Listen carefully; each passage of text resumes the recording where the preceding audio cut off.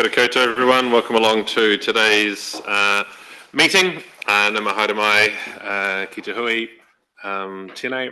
Let's open with karakia, whakataka te hau ki te uru. Whakataka te hau ki te tonga. Kia mā kina kina ki uta. Kia mā tara tara ki tai. He hi aki ana te atukura. He tio, he huka, he hauhu, ti hei mauru ora. Let us affirm today that we as councillors will work together to serve the citizens of Selwyn District, to always use our gifts of understanding, courage, common sense, wisdom and integrity in all our discussions, dealings and decisions so that we may solve problems effectively. May we always recognise each other's values and opinions, be fair-minded and ready to listen to each other's point of view.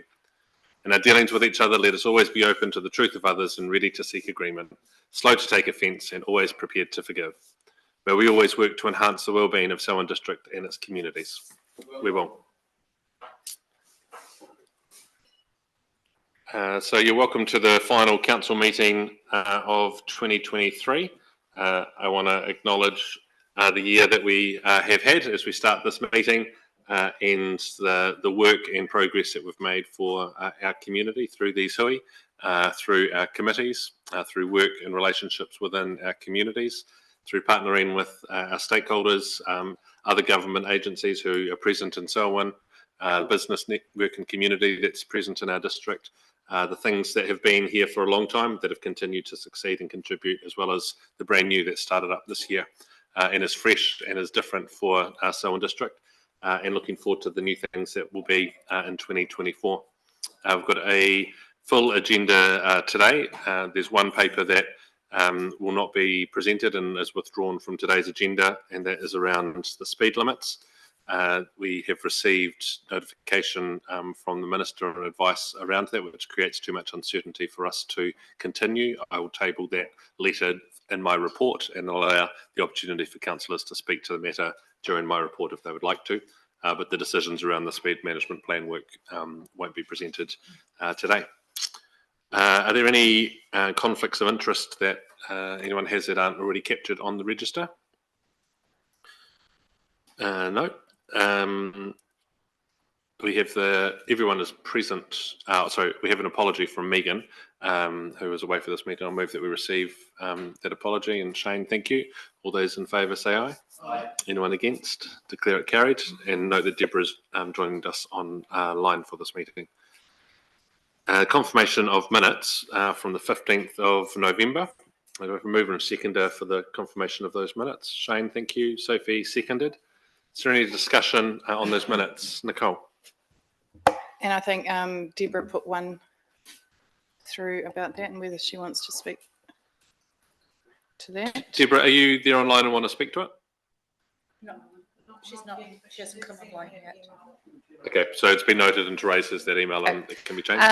And sorry, Therese, I've done again, I haven't put through to you, but on page 13, the top paragraph talks about Councillor Reid said it was good to combine the funds as there were groups who were able to apply for more than one fund. I was actually said that they were applying for more than one fund for the same thing. It's only just slight change in wording in that regard.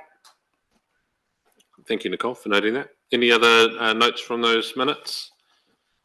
No. All those in favour say aye. Anyone against? Declare it carried as a true and accurate record. We also have the confirmation of minutes from the extraordinary meeting on the 6th of December. Can I have a mover and seconder for those minutes, please? Thanks, Phil and Malcolm. Any discussion on those minutes? All those in favour say aye. Aye. Anyone against? And declare it carried. We have the terms of reference on this agenda, and looking at it, I mean, there should not really be any terms of reference for the council, as this is the decision-making body for all of this. So I think we just need to, I mean, there will be a tidy up in the new year around what our committees are, and we'll note that. The first report then on today's agenda, it's tab 7, page 29 of today's agenda, is my report. You can see the activities and some commentary just around events that I have been a part of, and commentary on the circumstances that we find ourselves in with a change of government and a renewing of priorities. I just wanted to highlight, as I said, I'll table this and I've sent it to councillors, but it will form part of the minutes of this meeting, a letter that I received from the Honourable Simeon Brown, Transport Minister, yesterday. And I'll just read to you the key points. So I'm writing to inform you of the recent changes made to the Land Transport Rule, setting of speed limits 2002. I'm aware the regional transport committees and road controlling authorities are currently developing or have developed speed management plans in line with the rule and deadlines set by the New Zealand Transport Agency, Waka Kotahi.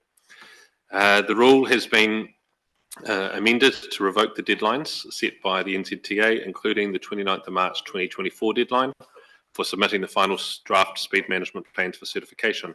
The deadlines and targets for reviewing speed limits, including around schools, have also been revoked. The rule no longer requires RTCs and RCAs to develop speed management plans and instead allows them to choose to do so. As part of the government's 100-day commitment, I intend to replace the current rule.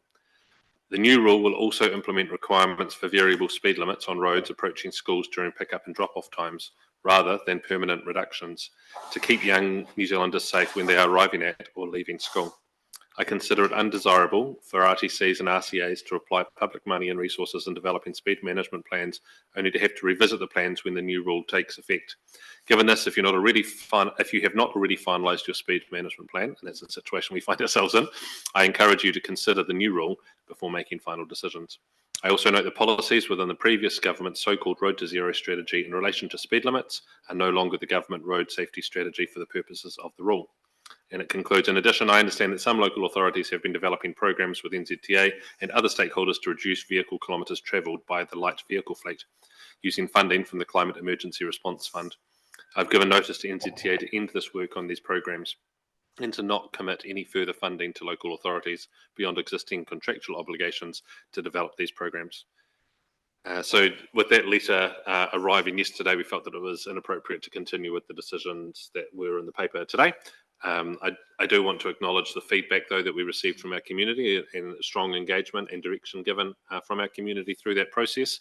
And unfortunately, it also captures the school changes, which we had indicated might have been possible to implicate speed reductions around schools for early 2024. Given this delay, that is now no longer going to be possible, and we need to think about how we continue to provide safe outcomes for children around schools, as the feedback that we've received clearly shows it's high on our community's priority as well as on our council priority too. Happy to take any questions on my report or that letter and any other comments people want to make. Nicole? Not a question, but I want to make a comment. I had prepared to actually talk to the agenda item, which has now been taken off the agenda. For me, I can't believe that when we are finally able to progress these speed limits, that another setback has been put in our way from the current government. For me, this journey has been, the whole time I've been on council, setback after setback. In 2019, when I was the chair of the Road Safety Committee, when we had one then, we finally got to when we could permanently lower speed limits outside our schools to 40 kilometres an hour, and we couldn't because Waka Kotahi said no, because we needed to have larger areas than just outside schools. Now we theoretically can do that, and many places already have. We can't today. Because of yesterday, the government winding back the speed limits. Some facts for the current government, particularly Simeon Brown. Increasing productivity by increasing speed limits will not work in the long term. It is a fact that lowering speed limits saves lives. It is also a fact that building more roads leads to more congestion, which in turn means traffic will go slower. Nowhere has anyone been able to build themselves out of their traffic problem. Electric vehicles take up the same amount of space as petrol-powered ones. The only change that will make a difference is for vehicles that don't need to be on the road and not on the road. The easiest way to do this around schools is for children and their caregivers to be walking, scootering, biking, skating, skateboarding, or whatever to school. They are much safer with lowered speed limits. From what I heard of Simeon Brown talking on RNZ's checkpoint yesterday evening dictating that schools will have variable speed limits at school start and finish times only, is that he doesn't seem to appreciate that schools are used outside school hours as well. Even though he was told the difference in lives saved between 30 kilometres speed limits and higher, didn't seem to make any difference to his rhetoric. Nicole, I don't think we should be over personalising the comments and from this council towards a particular individual. So if you continue with what you've got to say, but refer to them as the government rather than the things that are particularly coming from what was said in the media yesterday, please. Well, aside from the fact that that's what he said, okay. So there is a wealth of evidence all over the world regarding speed limits, particularly in urban areas. Children's brains are still developing, can make decisions without thinking through the consequences, but it shouldn't mean that they get seriously injured and or killed because of this. These policies mean that more children will be driven to and from school, and this has long-term consequences.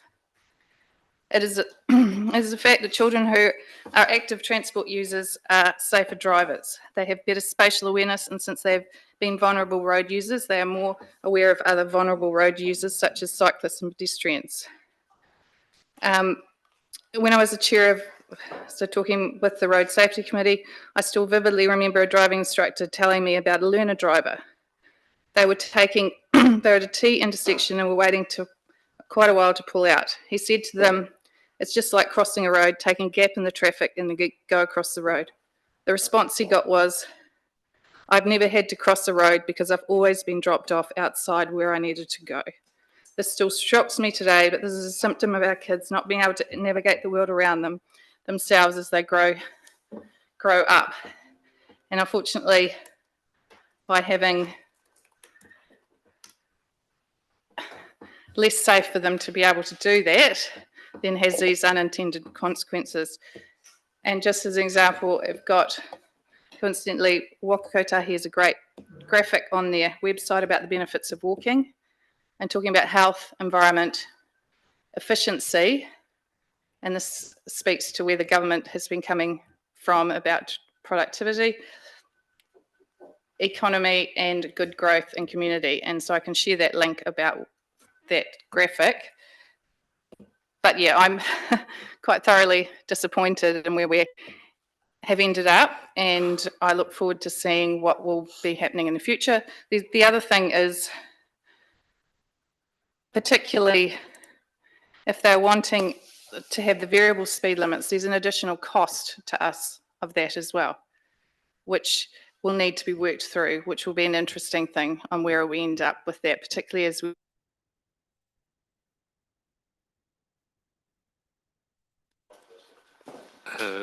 Sophie. Kia ora, thank you very much. I guess I'm not going to repeat what Nicole said. I just want to say thank you to our staff who did an awful lot of work as well on this program. Yes, I know that they're just doing their jobs type thing, but at the same time, that's a lot of work that might otherwise have been spent on other projects. But at the same time, it seems a bit this new government promised us evidence-based policy and well-costed economic efficiencies. They've literally asked us to stop, go back and do it again in a few months, which is ridiculous. And the only other thing to add, aside from the fact that the evidence does still point towards what we were already doing, is the last paragraph in that letter is actually quite alarming as well. If they're going to halt the work on reducing VKTs, vehicle kilometres travelled, which ironically is contrary to the advice the government also received yesterday from the Climate Change Commission. So I look forward to a new year where they review the evidence and come back with something that will actually further road safety and climate goals. Thanks, Sophie. Shane? Tēnā rā tātou katoa re mihi koromatua Sam te mawhakahaere kaimahi kaukau hira rohi o Waikirikiri. Tēnā rā tātou. Also, thank you to all of our staff, in particular Mike and his team, for going through the process and especially the difficult consultation. To me, the letter gives a direction, but as a council, we've made ourselves quite clear on a decision that we made, or that we we're looking at adopting, it doesn't take away from our direction as a council to keep through our staff's recommendations, to keep our community safe. So how much weight does the letter hold on council line roads? I mean, it gives us direction, but surely we can still carry on to some extent. So in the new year, once the new information that's been received has been digested, and the advice we received from staff is that we can or can't proceed, or things need to be amended to be able to proceed, then we'll receive that and can debate that at that time. Good. Yep. And just respect and commend the council for its dedication to keep our people safe. Good, guys. Thank you.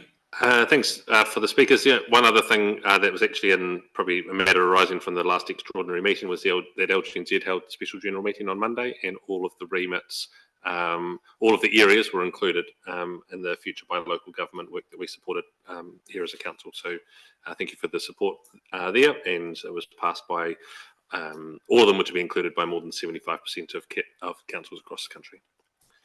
I'll move that you receive my report. Is there a seconder? Shane? Yep. Thanks. All those in favour say aye. Anyone against? Declare it carried. Next we move to tab 8, Chief Executive's report on page 32. Sharon. Thank you, Sam. Just drawing your attention to tomorrow is polling day for the Malvern Community Board elections. We may have some interim progress by not tomorrow, this is only Wednesday, beg your pardon, Friday. We may have some interim results at the end of Friday, but the formal results will be available on Monday. Economic development strategy, we are continuing down the next steps, and we have a couple of meetings tomorrow.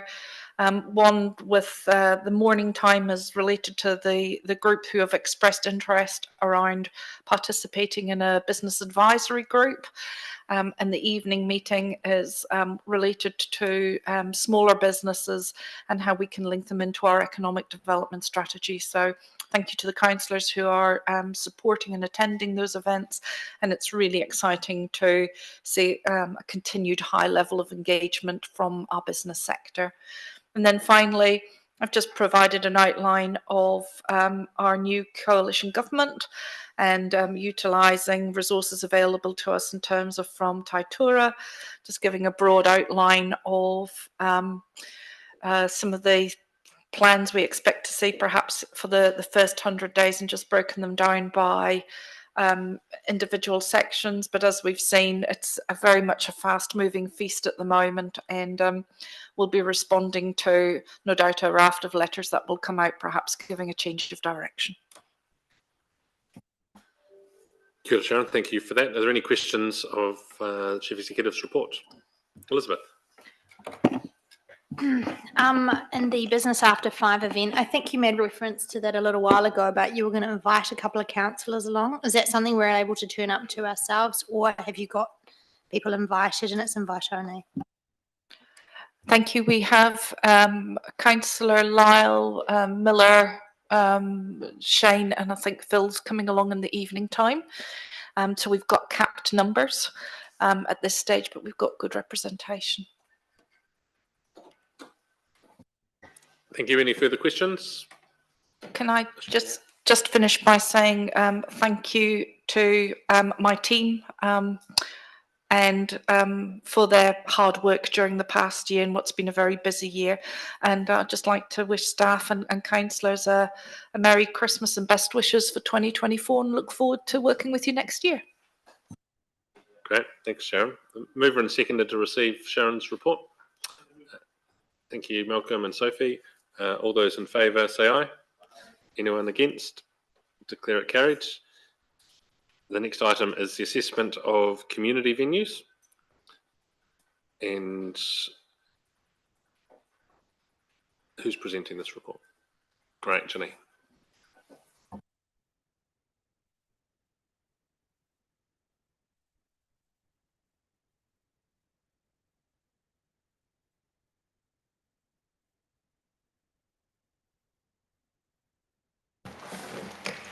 Kia ora koutou katoa. Just by way of... Sorry, Denise, that microphone's been playing up all day. Could I just get you to use a different microphone? Thank you.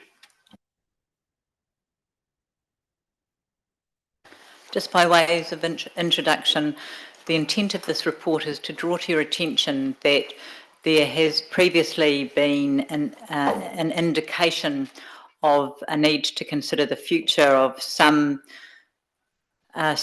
community centres and halls based on their utilisation or lack of in terms of as a hall and venue, and no work has, I guess, been supported to date for that to progress. So this is an opportunity for the council team to come back to you and to request, I guess, your endorsement to continue to investigate and monitor the utilisation of some of these facilities and to actively explore other options that might exist for how these halls or facilities are managed in the future.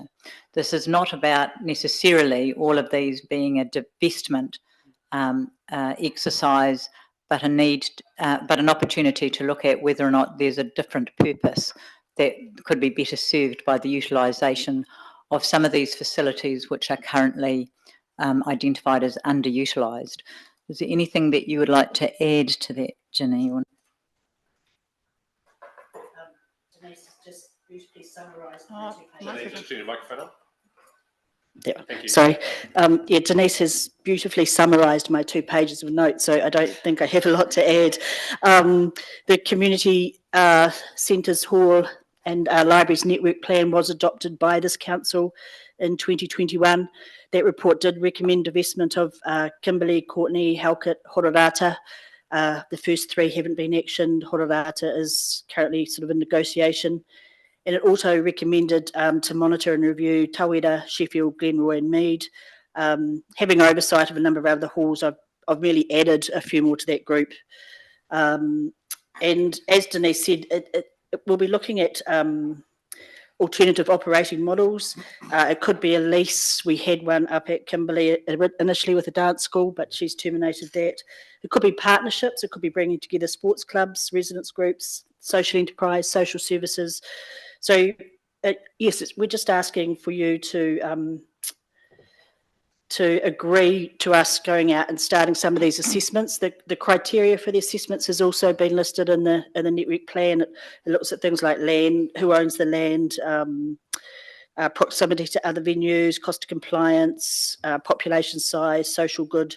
So the framework's already there and in place. So yeah, I guess it's just getting the permission to go forward. And I just add to the fact that there was a conversation around a potential investment strategy that would, in the future, propose to look at disinvestment. So there would need to be some connections between what comes out of that strategy and this work being undertaken. Yeah, but we seek your endorsement for us to actually actively pursue that program of work. Yeah, thank you, Sam. I'm going to kind of lift the endorsement up a level in terms of rather appearing that we're asking you to endorse a particular operational activity. What we're actually asking is for you to endorse a direction of travel in terms of we're seeking to undertake our business in a different manner. And part of that is about being much more cognizant around our community centres and halls and how they are utilised. And perhaps that's a little bit different to the direction of travel that we've had earlier. So if I think about it in terms of lifting the language up, probably more away from a more operational requirement to it is taking a different direction of travel around that understanding the utilisation and the revenue and what that has a general impact on towards our wider community. So with that, the start, instead of agree, we would actually just be endorsing staff undertaking this assessment, and that fits in line with the support that Sharon is bringing as far as staff direction goes. The conversation today doesn't need to be about either championing particular halls or bringing out the X on particular halls. That's not or anything in between. That's not today's conversation. If we agree to this, there might be some things that you'd like particularly investigated through the assessment process, and so you might want to raise those things. Or there might be some halls on here that or some halls missing from here that you think also need to be included in this work. So that's the level of conversation at this point. When we receive the assessment, that'll be the time to think about the outcomes for particular facilities based on the work done. Nicole. Thanks for this. I endorse that we're doing this work. I think it's important stuff that we need to look at, and it's actually something that we've sort of it's been a little while coming to look at this as and the whole thing is looking at it as the network approach and having, it's a horrible thing to have to say, but we need to be cognizant of the cost of running a number of these things and how useful they are to our council going forward, and particularly in the environment we've got at the moment where we're looking at LTP and rate rises in that regard going forward. So, Sam, how you said about a change, so making a change to the recommendation, because I've got a question on C of the recommendation, way that's worded anyway. It's really just that at the moment that reads to me like we're directing staff to do some particular work. So this is really endorse, because then it's Sharon's work to staff. So we're endorsing staff undertaking the assessments. It's just that one word. Okay, because C, I question because it says we're receiving a report annually through the annual plan process, but we don't always have an annual plan process. So what is proposed there? We can actually change that there will be an annual report. Yeah, and that's what I wondered. Yes, and we'll remove the Annual plan. remove Cool. the annual plan. Thank you. Thanks, Nicole. Phil. This is a really big piece of work, and it's really important that we get this right, and it needs the time and the governance, including the mana whenua input and being part of our decision-making process. I'm just wondering why it's at our council meeting as opposed to being at the committee where it should be sitting. There's no important time frame with this. This would be more appropriate to come through the community committee that we have set up exactly for this reason. I think it's are we moving away from our committees back to full council considering this sort of thing? Just a response from me. One is primarily a timing issue.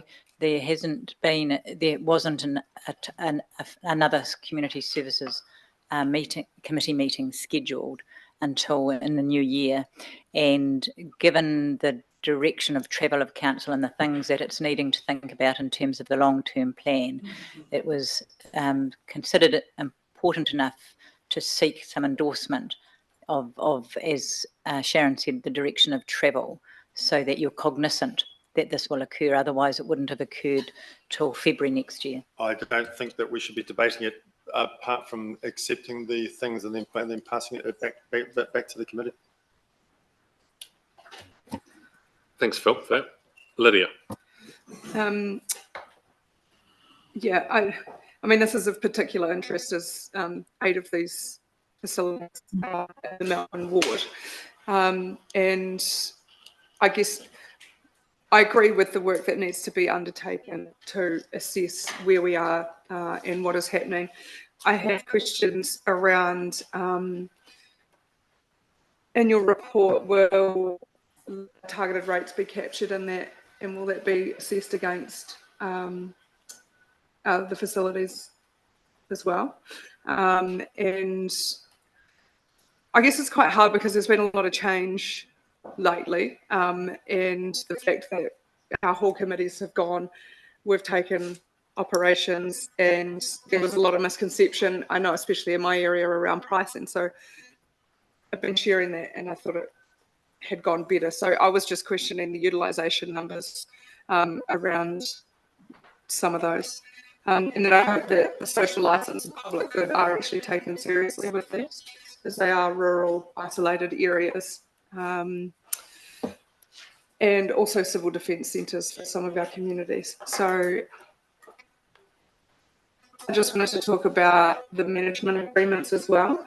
And I know I've had some discussion with some that are in the forms of making management agreements with you or signing them. And I know that there's a lot of, well, I don't know quite the right word, but maybe distaste on the money that is provided for these people to manage the facilities. So $1,500 for all expenses of cleaning and maintenance and facilities, toilet paper, hand towels, firewood, such as quite limited for them. And I did note that Sheffield Pavilion is missing off this, so I wonder whether you wanted to include that as well. Yeah, you raise a lot of good points. They will be taken into account, I guess, and we haven't to date been incorporating the sports pavilions, but if we're happy to do so and incorporate them into the project. The potential for an agreement between a combined sports a group of sports clubs is the type of alternative arrangement that might be a consideration as part of this. I think the particular entity that you were speaking about is something that was identified by our legal advisor as something that just needs to be thoroughly investigated in terms of the cost set and expectations of both parties, and to make sure that we were really clear about that. So there is a bit of in-house work that still needs to occur, so that we aren't raising expectations or treating potential leaseholders that in a way that's not fair or equitable. It is also recognised that some could potentially be commercial and that might have a different set of rules. But your points are noted. Thank you. And there was just one more around, it was brought to my concern around some of the management agreements that you had to have a licensed premises if you wish to bring alcohol into a facility. And that was a concern for some of these people. So we don't have BYO at any council facilities. That was passed by this council. So there is some negotiation at the moment. I know that is a sticking point with the Castle Hill community. They still want to have BYO. So we can't apply a Castle Hill set of rules and a council set of rules. So in other council facilities, it's people have to either get a special license, roving license. There are some situations where we can work through with the group as a one-off to do host responsibility, but that doesn't mean, you know, every Saturday night or whatever. So that is the sticking point with Castle Hill. But I think, you know, the thing is that they can manage their hires. They are also keeping the revenue from those hires, so it's not coming into council. And so there's other additional money other than the operational money that's going out to them. And look, there's an opportunity for us to put Lake Coleridge into the same group as Castle Hill and Arthur's Pass, because it's just not feasible for us to send staff out there to clean or do a walkthrough or whatever. So, look, that's where we'd look to potentially take something like Lake Coleridge, try and find a group of people out there that would be interested in managing. So we're not talking about getting rid of or closing. So they are really important. And in response to your civil defence question, there's a bit of a change in how civil defence will be using some of those halls. So they're having a couple across the district, which are IL4, which are set up as a major location, and then some will be used, obviously, if there's a local emergency in the community. But that's just to avoid confusion, I don't want you to think that that's not going to be an option on the table in some instances with some facilities in terms of divestment. It is a real possibility, but it's not the only option that we're considering. We're considering a range of options that include alternative use as for different purposes. Thank you. Thanks, Lydia. Sophie. Kia ora team, thank you very much. I was going to ask about civil defence, so I won't bother asking about that now. So the only one remaining was Halkett's on the list there, and I'm sure the old hall got removed, or is this the old school buildings that were on the same reserve that is why it's still there? So Halkett, it's probably one of the only halls that's actually not on reserve land. So I'm sure you'll be aware it becomes quite complex if you want to divest something on reserve land. So yeah, it still is, that hall is still there. So that's. Thank you. Bob. With the Horata Hall, how far are we through with getting the land sorted out? Because I'm being asked all the time, because it was supposed to be a year, Just- in my opinion. But Bob, that's a good question. It's just not really part of this report. No, And it's just so we could answer that question maybe offline later. okay, Yep. We just stick to the stuff that's on this report around the future assessment of the buildings. Do you have anything else, Bob? No. Deborah, I see your hand. So I've got Elizabeth Yep. and Shane, and then we'll come to you. Okay, thank you. Elizabeth. Hi, well, you can tell me if this is or isn't a part of the report. So you've got Green Park in here, community sport, low/closed. So in the entire time that I've been here, 1 year, we have not moved in any direction with the Green Park Hall in terms of remediating the issue that's there. And yet we've had both other external parties wanting to come to the party to sort that out. I want to know, is that being set aside, or are we looking at actually working with the other two teams to remediate the situation and at least start getting some traction? I might invite Murray to make a comment around that. I don't know if there's a microphone over that side to speak into, but I know that that's a matter that the Property and Infrastructure Group is dealing with. The matters are public excluded, so I won't talk too much about those, but they'll be coming to the next infrastructure and transportation meeting in the new year. Thank you. Shane. Kia ora, Sam. Aroha mai i ngā kōrero timatanga e rau mana whenua, tēnā koe. I think it's good practice. I'm happy to move the report and in line with our previous directions of council. It's good to see that the work, undertaking the work sits inside the current budget. And I just would like to see transparency and sensitivity to some of these historic intergenerational assets. And by that, I mean ensure good engagement with potentially the previous community committees who have long valued, long cared for, and have been a part of the fabric. And that's their whare, their marae basically for a lot of these old communities in Doyleston, Kalinchi, Southbridge, and in particular Glenroy, where we've heard the old chap come in and tell us about that. And I just would impress that we continue to keep it an open journey that's transparent, but signals a clear direction on the intentions through the engagement. It's got pools and so forth in here. In line with the PARS strategy, does that form part of the assumptions going forward and in the other space? One of those where we were going to pick up that is, as we talked about in the long-term plan workshop earlier, that we need to do a review of the existing aquatics facilities strategy alongside the sports centres, alongside the existing facilities, the network plan. We propose that they and intend that they will all be connected, and that will give some visibility to some of the future use options and again raise potential opportunities for divestment. I'm sorry, Sam, just one more question, I guess, around operating expenditure of community facilities and reserves. What is the largest part of an operational expenditure? I think this probably touches on some of the conversations from the long-term planning workshop this morning. There are two types of operational costs.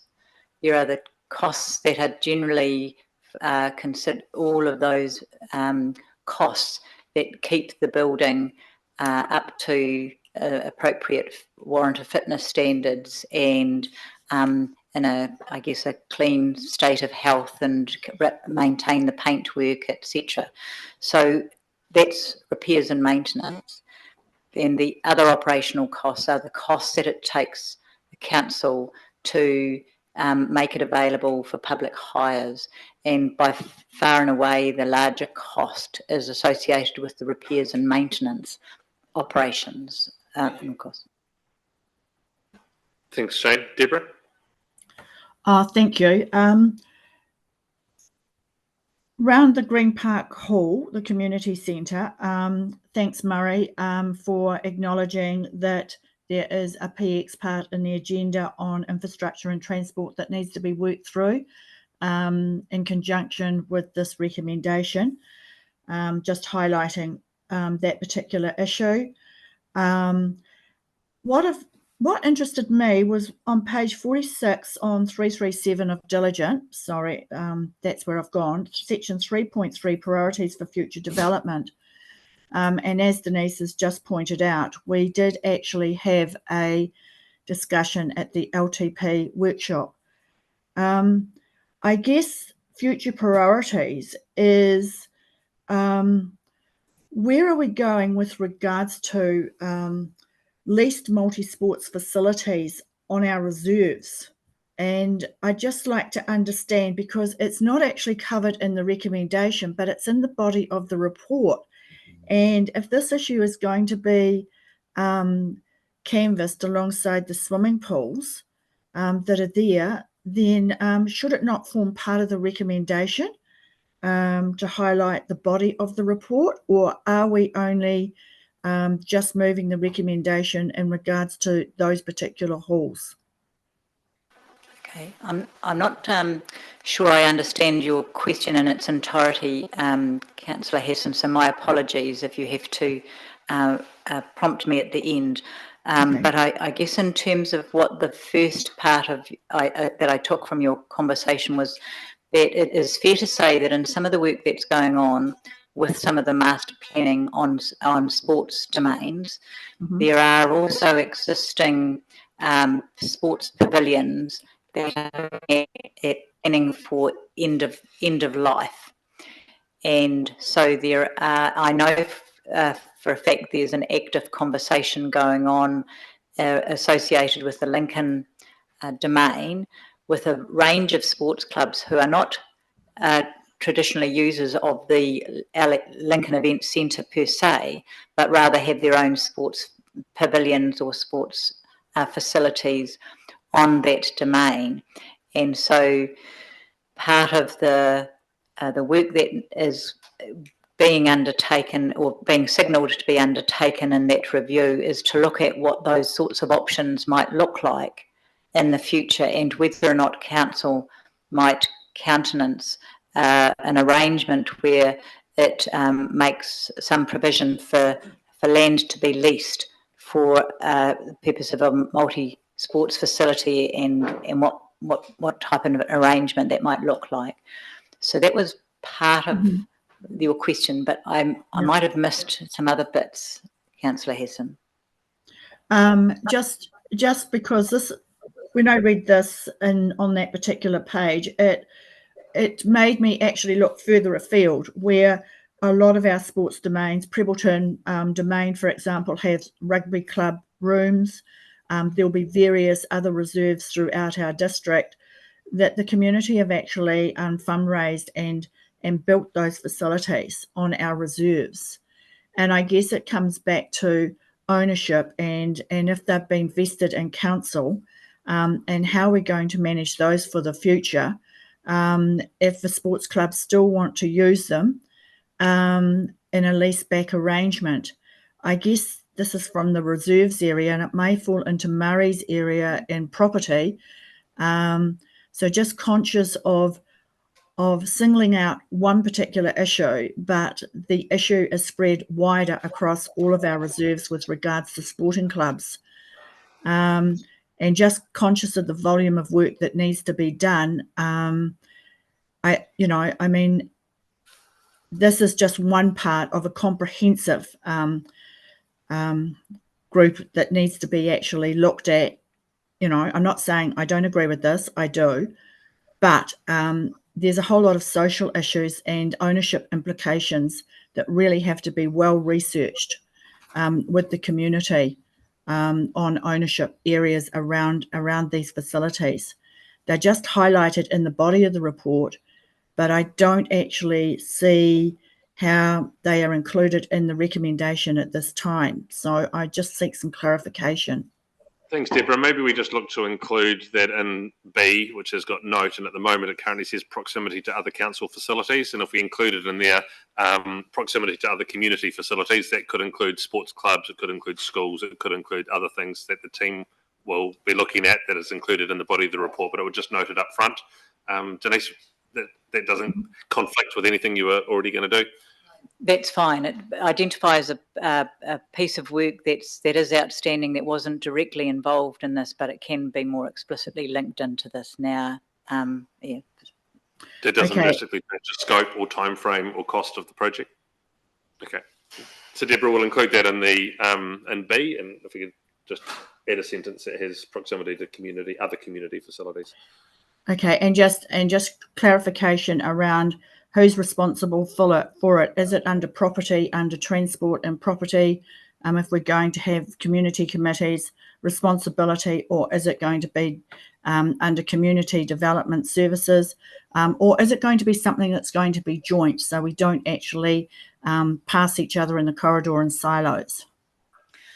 Well, if I just assure you in the same way that we discussed it this morning in the LTP, there's a clear direction of travel that says there will be increased joined up ELT visibility over these types of activities, and property and infrastructure and community services and facilities will undertake these projects in a joined up way and will be jointly accountable. So I guess you take your pick in terms of which committee.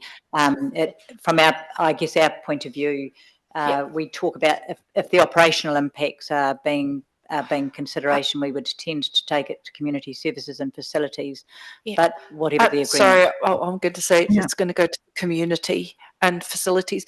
But Deborah, what it reflects is the joined up working that we have now across our different portfolios. So whilst it may sit there and ownership, it may well have feedback in from infrastructure, property, etc. Okay, thank you for that. Thanks, Deborah. Elizabeth? Hi, just looking at the difference in the revenue and expenses on page 53. So you've got some of the very smaller halls have got really massive expenses, like you've got Sheffield Hall at over 16,500 and Green Park Hall only at 11,500, and Green Park's not even open. So just wondering if we better get an indication as to what kind of things are driving up the cost there, where we've got other halls which are only in the 2,000s.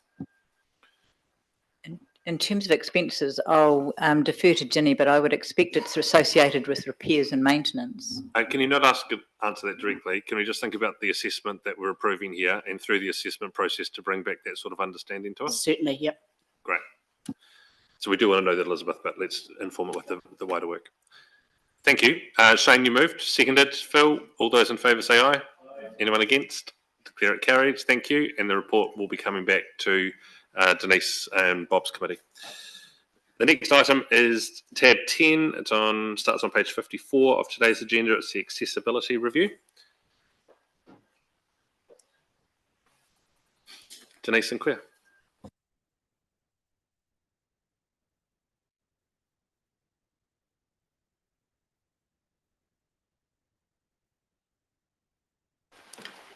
Kia ora koutou. I just wanted to introduce Hannah, who is the author of the report.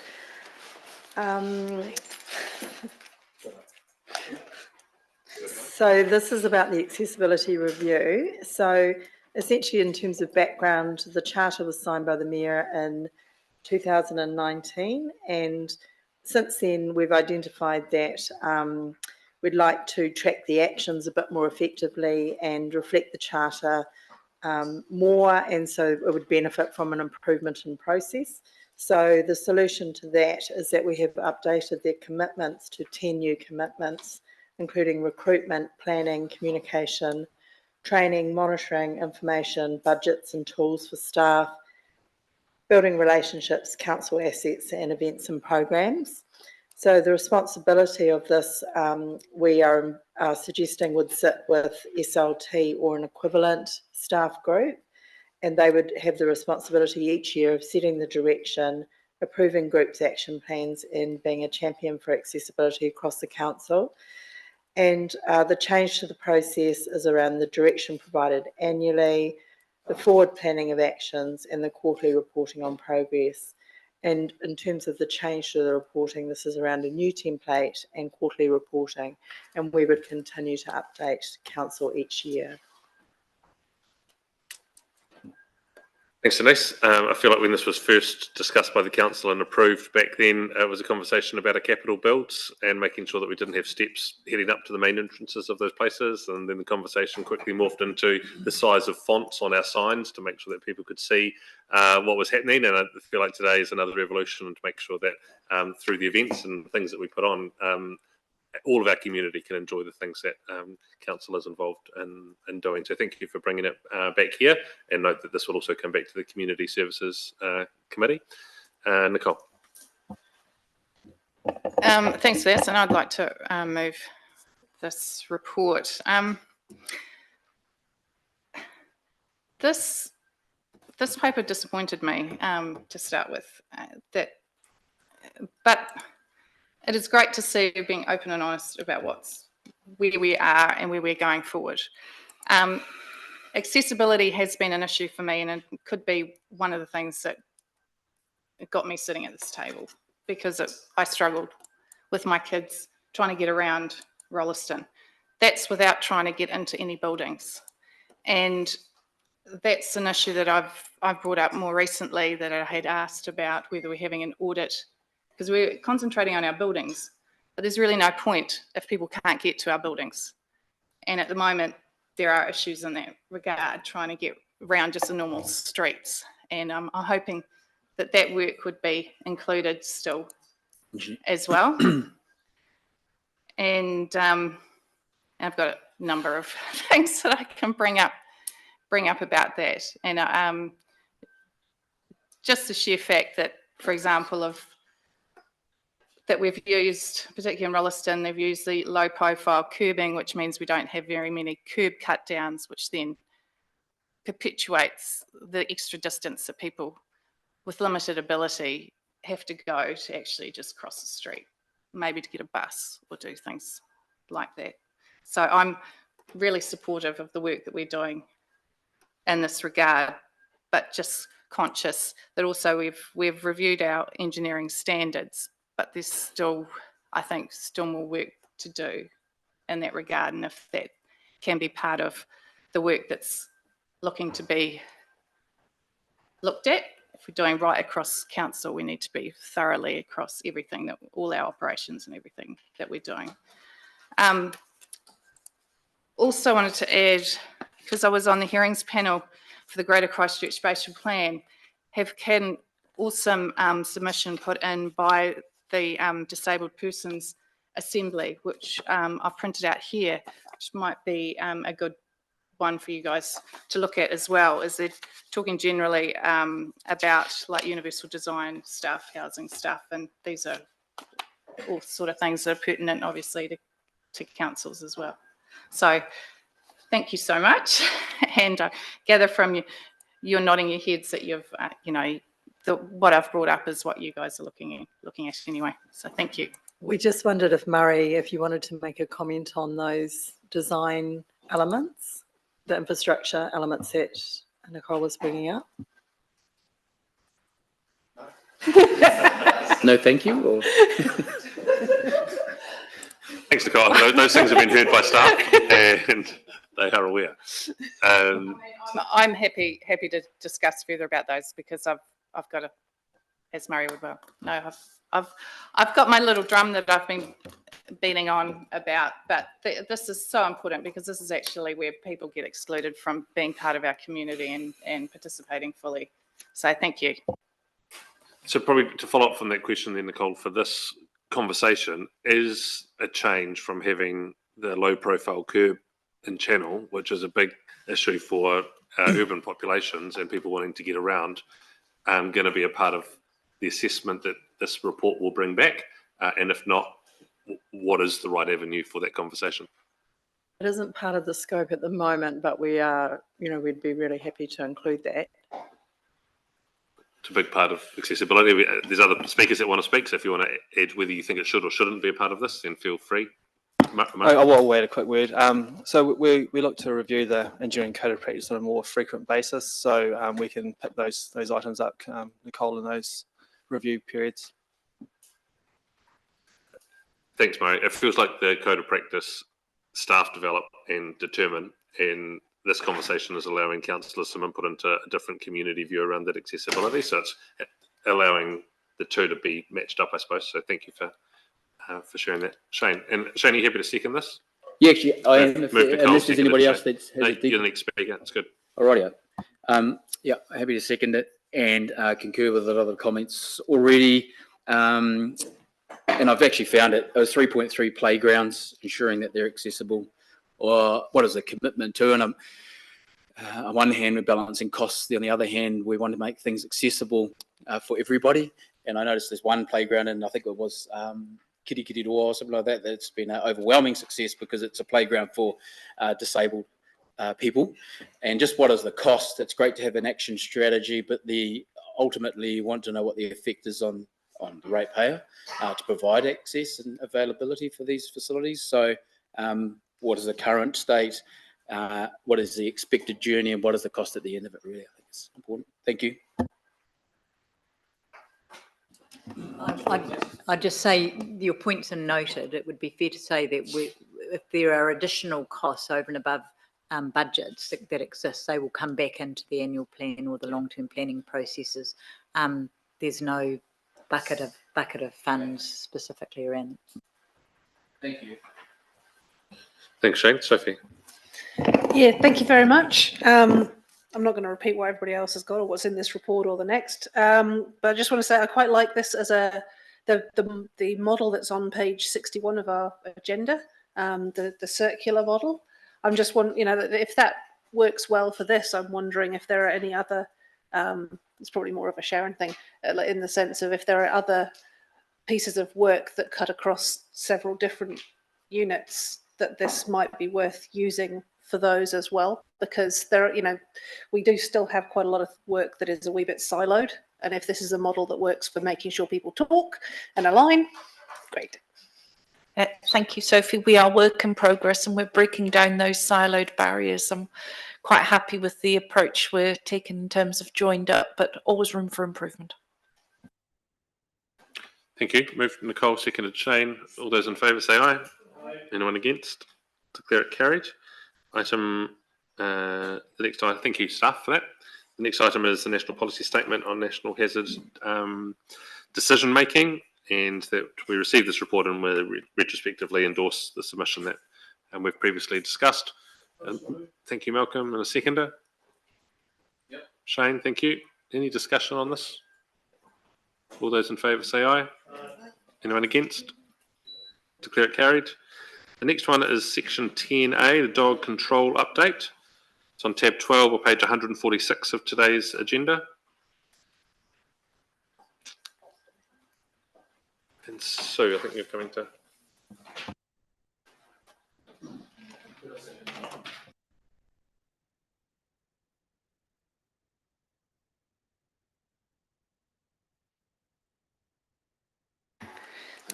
Kia ora.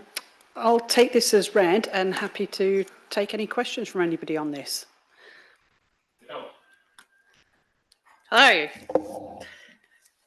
Thank you. Just got a question on on the dog impounding outcomes pie graph.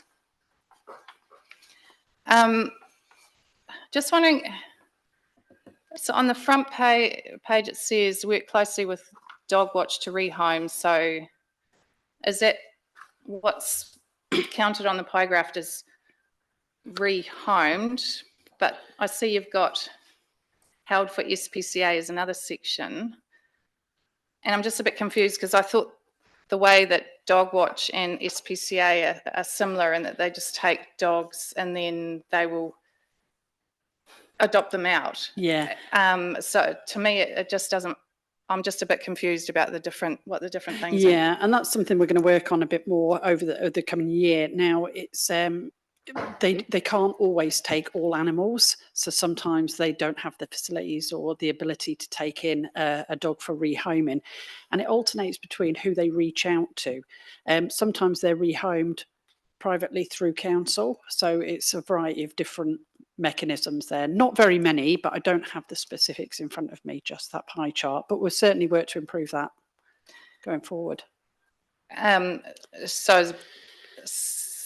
So what you're saying, the dog watch numbers are part of the rehomed. I think ones? no, they were separate. So rehomed. Let me check that and come back to you after, just to double. No, it's just down an on that. interesting thing to know, Yeah. because I know the likes of the SPCA and Dog Watch were quite full for quite some period anyway. Yeah. And I know that we were holding on to dogs longer Yeah. than we need to. And then, of course, that begs then the other option is not really No. a good one either. So thank you. No, that's okay. Thanks, Nicole. Shane. Kia ora, Sam. Kia ora, Sue. Acknowledging all of the regulatory work that your team does, and also just a commendation for Steve, handled a situation for a resident that had reached out to me really well, and just wanted to thank him very much for that work, and yourself as well. I'm happy to move the report. Thank you. Thanks, Shane. Grant.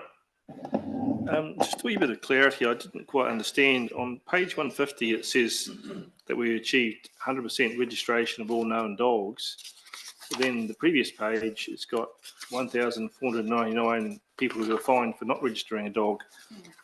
That didn't Yeah. sort of line up. Have I got? I can't understand that. No, so the infringements are used sometimes as a mechanism to prompt people into completing their registration. So if they complete the registration within a certain time frame, those infringements would be cancelled. So they were unregistered dogs that are now registered. Delayed, yeah, but they're all registered. And so, I mean, it was a known dog that hadn't paid their bill. Or was it an unregistered dog completely? It was a known dog. They hadn't completed the registration process by paying their bill. So Yeah.